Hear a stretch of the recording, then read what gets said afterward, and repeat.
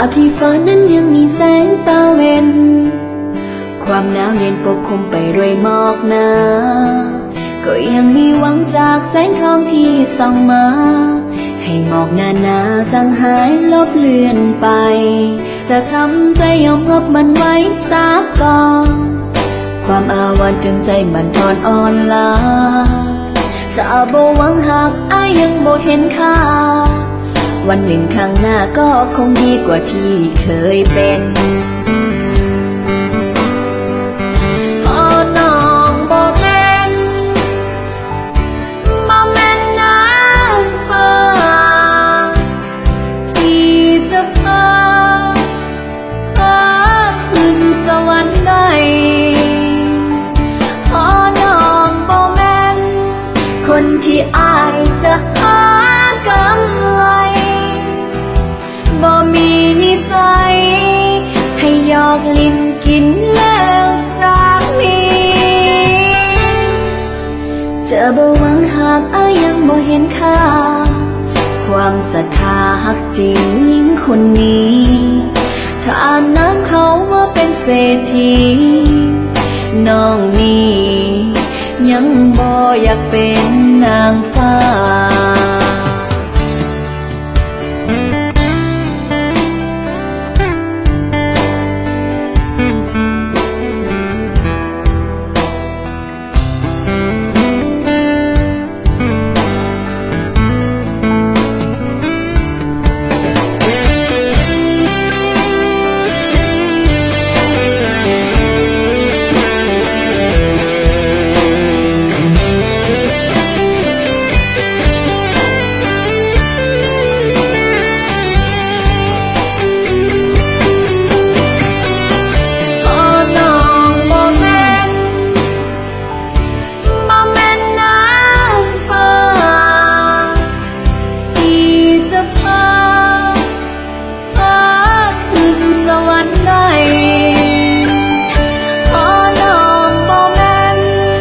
คนที่อายจะหา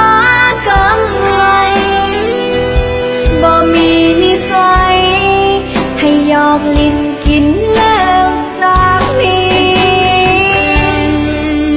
จะบ่หวังหากอ้ายยังบ่เห็นค่าความศรัทธาฮักจริงหญิงคนนี้ถ้านางเขาว่าเป็นเศรษฐีน้องนี้ยังบ่อยากเป็นนางฟ้าน้องนี้ยังบ่อยากเป็นนางฟ้า